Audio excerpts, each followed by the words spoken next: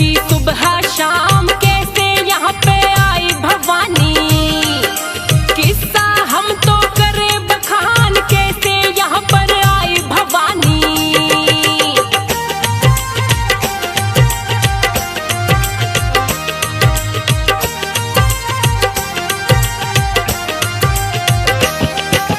त्रेता युग की बात है भक्तों, धरा पे बढ़ गया अत्याचार ऋषि मुनियों के साथ में करते। दानव बड़ा ही दुर्व्यवहार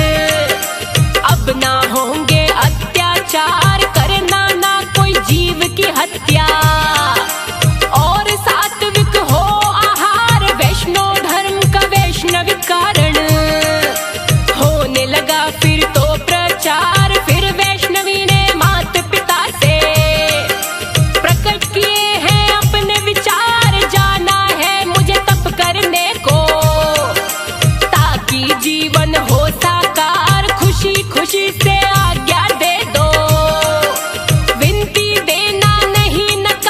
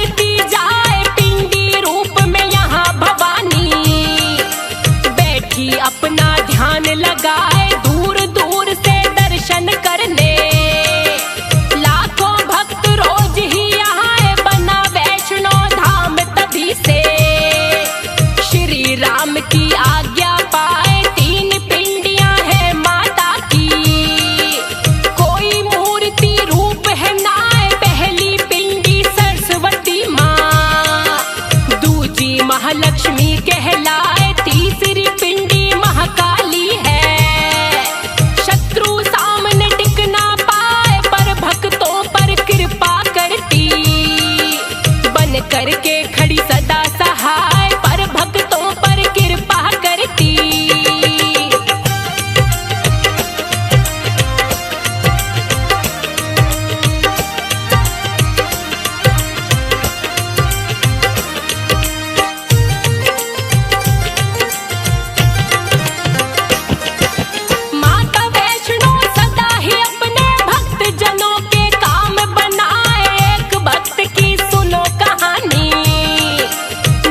श्रीधर जो कहलाए, जम्मू में है कटरा नगरी, और हंसाली गांव बताए। श्रीधर था बड़ा निर्धन ब्राह्मण, पर माता का ध्यान लगाए, सुबह शाम करे पूजा माँ की, और आरती भी वो गाए, कन्याओं का करता पूजन। माता को जो बड़ा ही भाई, निर्धन ब्राह्मण के घर भक्तों की कोई संतान भी नाए, करने लगा वो माँ से विनती, वंश मेरा क्यों चल ना पाए, करने लगा वो माँ से विनती।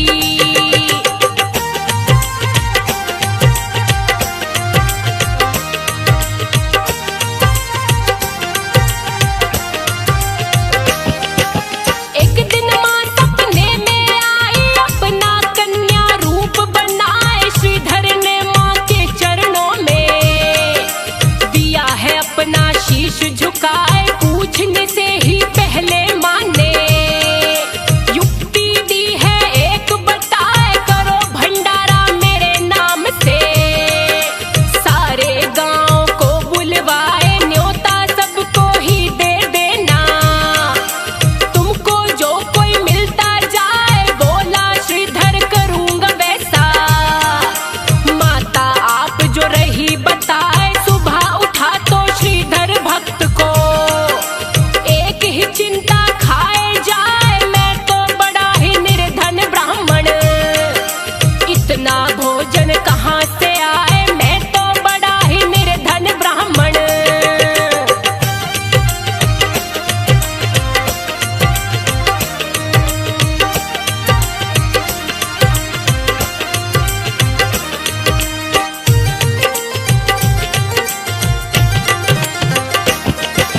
अपनी पत्नी को श्रीधर ने सपने का दिया हाल सुनाए, पत्नी उनसे लगी है कहने, चिंता मुक्त आप हो जाए, दिया आदेश स्वयं माता ने, क्यों चिंता फिर रही सताए, माता वैष्णो करेंगी कृपा, अपना फर्ज तो आप निभाए, न्योता देने चले भी जाओ, कहना भंडारे में आए, हुआ हौसला कुछ श्रीधर को, पत्नी भी रही धीर बंधाए, चला गांव की ओर है श्रीधर, माँ का जपता नाम वो जाए, भक्तों की रक्षक है माता, वो ही मेरी लाज बचाए, भक्तों की रक्षक है माता।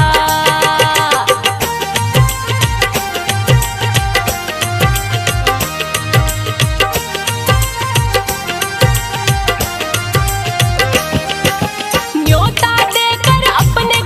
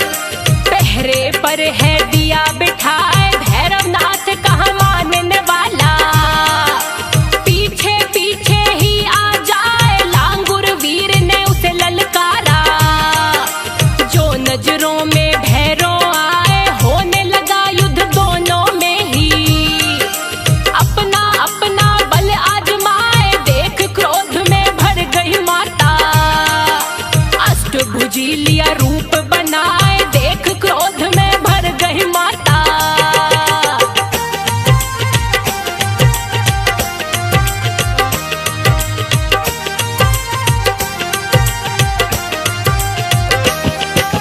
छोड़ दिया त्रिशूल है माने, भैरव भाग रहा घबराए, किंतु बच ना पाया फिर भी। काट के शीश है दिया गिराए, कटे शीश से मांगी है माफी। बोला माता दया दिखाए, वरना बरसों का तप मेरा। माता व्यर्थ यूं ही चला जाए, ममता मई बनकर माता ने अपनी ममता दी बरसाए। बोली भैरव तप ये तुम्हारा व्यर्थ नहीं कभी होने पाए, दर्शन करने को इस गुफा में। भक्त मेरे जितने भी आए, करेंगे फिर तेरे दर्शन भी। यात्रा पूरी तभी हो पाए, करेंगे फिर दर्शन तेरे भी।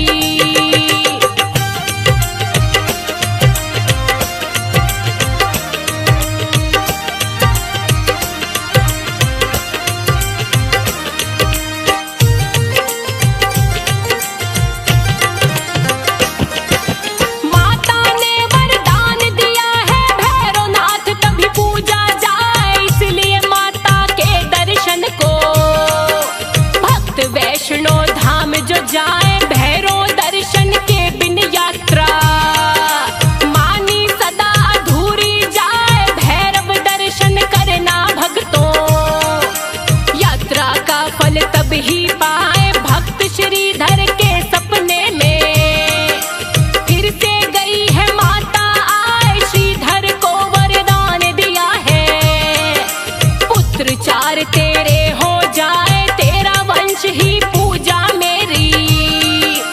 युगों युगों तक करता जाए, ना ही तुम अब रहोगे निर्धन। अनधन से घर भी भर जाए, ना ही तुम अब रहोगे निर्धन।